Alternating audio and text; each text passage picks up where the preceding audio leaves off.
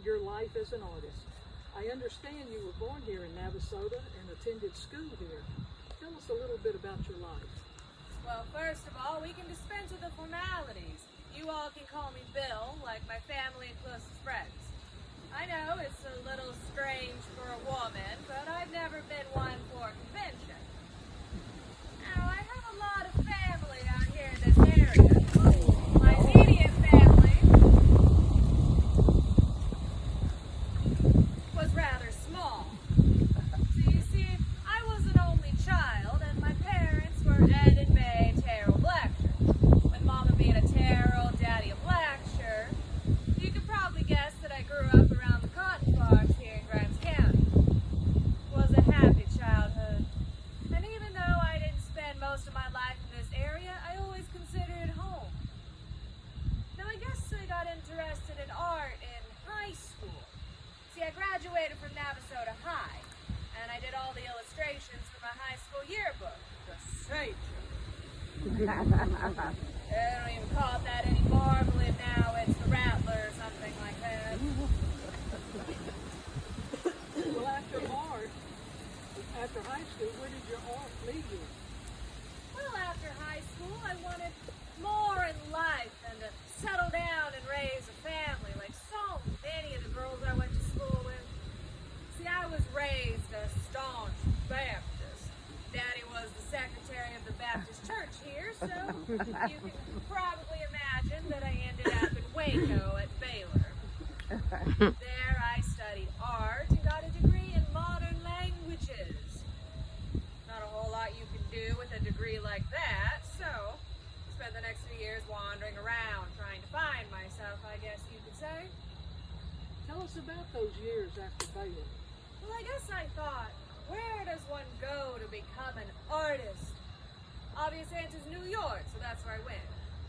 In 1918, I enrolled in the Art Student League of New York, and I spent a wonderful year there. I was fortunate to be able to study under Solon Borglum. You may not recognize his name, but I know you are familiar with his work. He was the artist behind Mount Rushmore in South Dakota. Now see, that year in New York really opened my eyes to the world of art. I wasn't a starving artist like so many of my friends I went to school with. Being the only child of a family that was well off financially had its advantages. I spent the next few years wandering around Europe and the United States. Don't get me wrong, I took on a few odd jobs here and there. I even ended up in Los Angeles for a while. You see, the movie industry was all the rage back in those days, and I ended up doing movie posters and hand coloring. I even worked for Mr. Disney for a while. I believe I know where your art led you after all those years. It was Chicago, wasn't it? Yes, it was. I enrolled in the Art Institute of Chicago in 1924, and, well, I spent 37 years there, so I guess you could say I found myself by that time. While I was there, I was fortunate to be able to study with Helen Gardner, and she and I developed a lifelong friendship. We even collaborated on her book, Art Through the Ages. Eventually, the institution hired me on as an instructor, and I used our book as text for the classes I taught.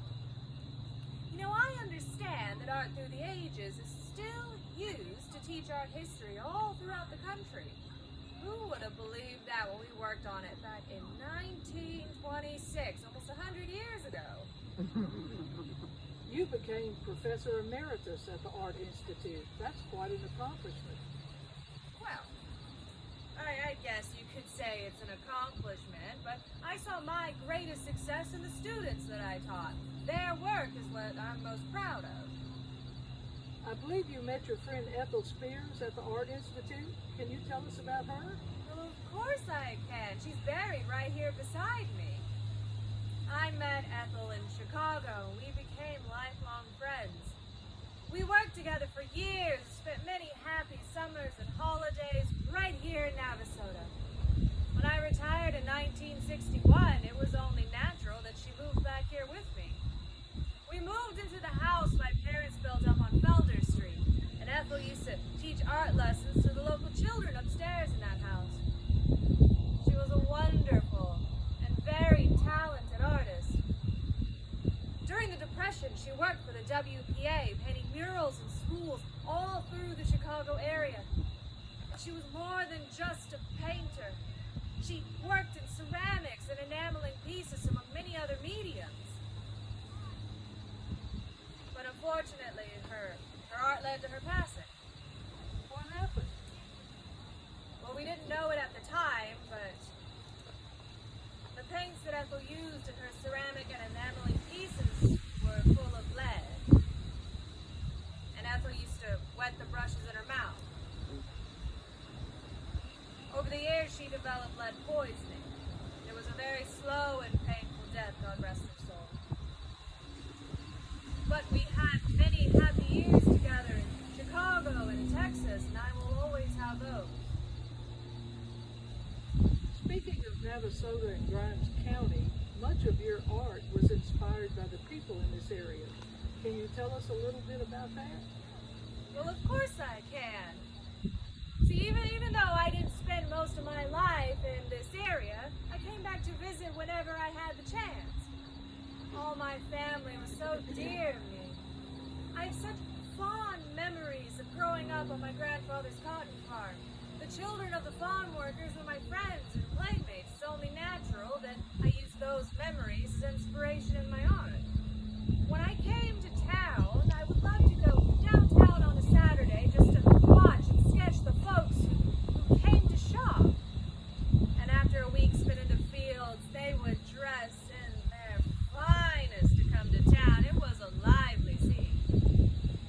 Many of the subjects of your art were African American. Did people accept that back in those days? Well, I don't really care if they accepted it or not. You see, I always marched to the beat of my own drum.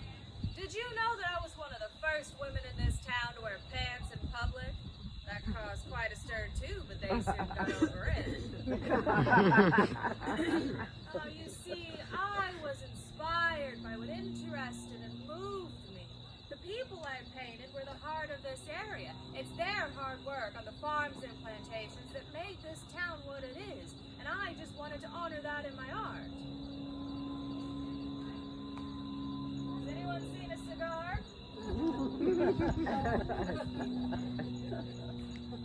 Would you like one? No, thank you. You sure it's real earthy? Well, suit yourself. I always enjoyed a good cigar.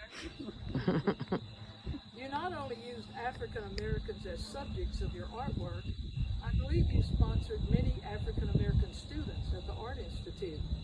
One of the students you assisted, Margaret Burroughs, became quite the artist herself and went on to found the DuSable Museum in Chicago.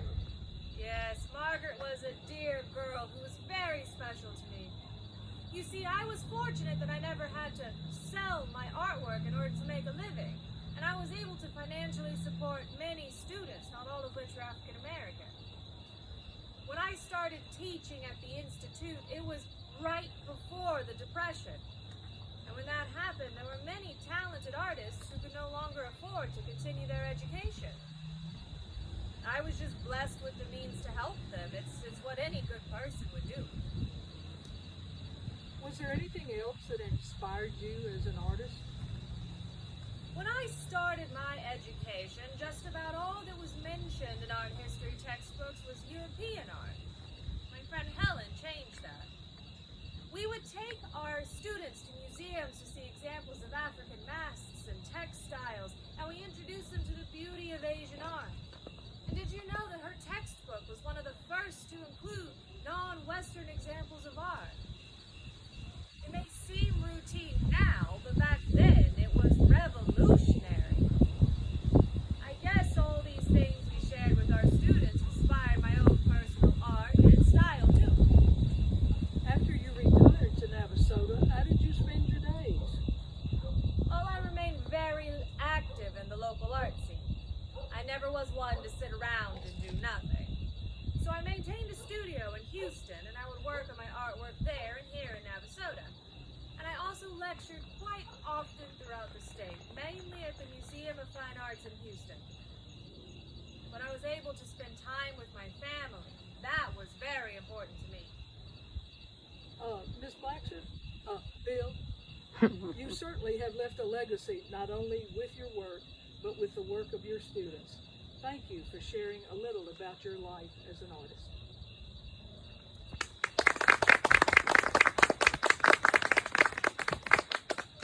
Okay. Very good.